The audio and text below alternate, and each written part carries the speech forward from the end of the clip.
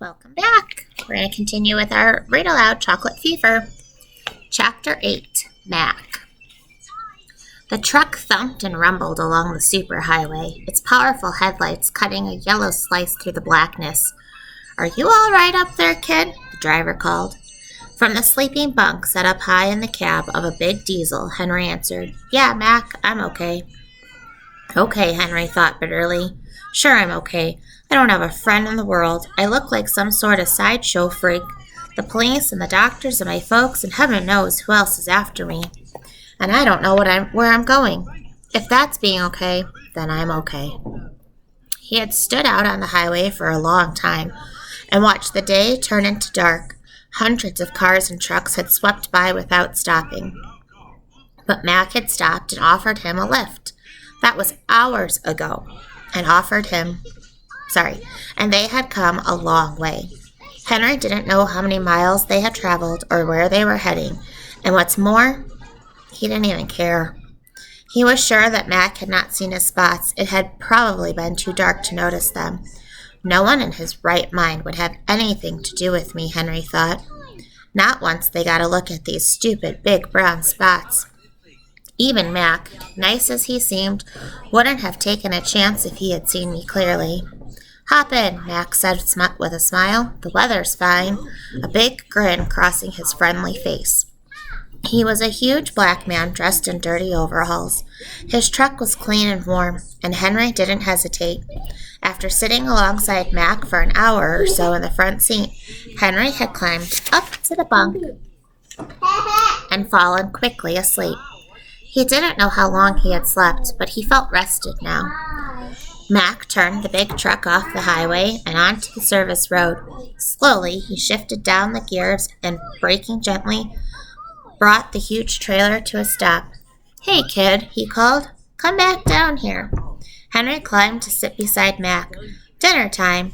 Now, just as soon as I get the lights on—" "I like the dark," Henry said quickly. "You what?" "I like the dark," Henry said as the lights came on. Henry blinked at the sudden brightness. He's seen me now, he thought. Mac reached down below his seat and brought up a plastic picnic basket. He placed it between him and the seat. "Now let's just see what the woman gave us for dinner," he said. "It's all right," said Henry. "I'll get off here." "Huh?" "I won't make any fuss," Henry said. "I'll just go quietly."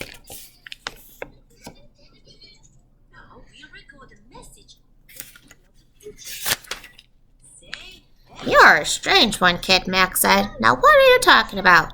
"Well, you must see these big brown spots all over me by now." Mac nodded. "Yeah, I see 'em." He began looking through the picnic basket. "You like ham and cheese?" "I'm willing to go," Henry began. "Maybe chicken spread?" "We've got chicken spread, too, and I do believe, yes, by heavens, tuna fish." Henry began again. "If you don't want to have anything to do with me, I'll understand. It really will." "What'll it be?" Mac asked. "Tuna, chicken spread, or ham and cheese?" He was looking squarely into Henry's face, smiling ever so slightly. "Tuna," Henry said after a moment, taking the sandwich Mac handed him. "Glory be, we eat at last," Mac said.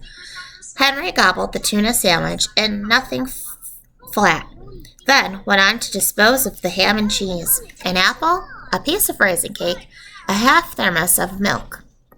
There was chocolate cake, too, but Henry declined it. Somehow it didn't appeal to him. When they had finished eating, Mac settled back and lighted a cigar. "Mac," Henry said, "isn't there something you want to ask me?" "Well, sure. But I figure you're going to talk to me about it when you're comfortable." "Well," Henry began, "I have this disease called chocolate fever. That's what these big brown spots are all over me. Chocolate. And nobody, especially a doctor named Fargo, knows what to do about it. So I'll probably have these spots on me for the rest of my life. And that's why you're running away?" Mac said. "I have to run away," Henry said. "I look so terrible and ugly." "I wouldn't say ugly," Mac said. "Unique, maybe." "What's that?" "Sort of special." But how can I live like this? I'm a freak, a chocolate freak. Easy now, calm down, Mac said. People will be looking, staring at me. How can I live with people staring at me? Mac chuckled softly. He looked away from Henry. How would you like it, Mac, if people stared at you? You know, kid, I've had some experience in that line myself, the big man said quietly. You mean people stare at you? Uh-huh, Mac said. When you're black and most of the other people are white, that's bound to happen. And that, my friends, is not okay. Everyone is equal, no matter what their skin color is, their religion, they're a boy, they're a girl, what language they speak. We should always treat everyone exactly the same. Gee, Mac, Henry said. I'm sorry. Oh, it's nothing personal, kid. Besides, by the time I was your age, I'd have already gotten over it. But you know, getting stared at and some other things got me thinking. If there's so many white people and so few black people, why, that kind of makes me unique. You mean special? Exactly right.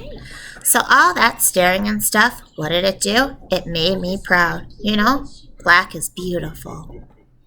That's okay for you, said Henry, but white with big brown spots all over is ugly. Mac put his hand to his mouth and coughed. For a moment, Henry thought he might be laughing.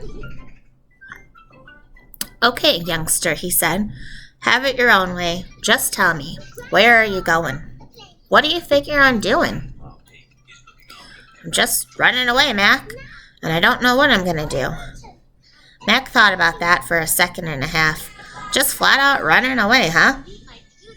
Things get too much for you, so you cut out? Brilliant. I won't go back, Henry said. I just won't. Okay, then, you won't go back. But let me ask you this. You got a mom? Yeah. A dad? Yeah. Have they been good to you? Yeah. Do they treat you well? Of course. Do they make your life miserable? No. So they're pretty good parents, right? Absolutely. And you love them because they're so kind and good, right? Yeah. Well, how do you know? How do you think they feel right now?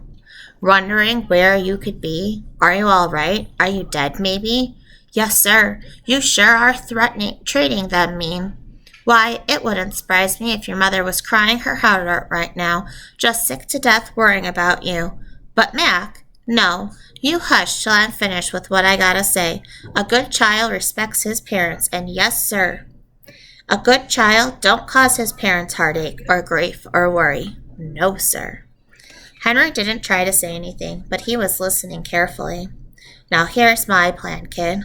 First thing we do is drive down this road till we get to a telephone. Then we call your folks so they can stop worrying. I'm not going back to that hospital, Henry said firmly. Well, tell that to your folks, too. Maybe there's someplace else you can go, some other doctor who can take care of you. I like that idea, Henry said.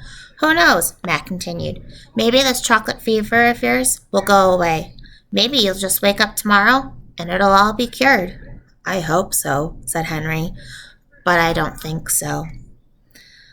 Anyways, the first thing we gotta do is call your folks, okay? Henry smiled. There was something about the way that Mac spoke that made him feel better. How about it? Mac asked. Should we go find that telephone? What are you waiting for? Henry said.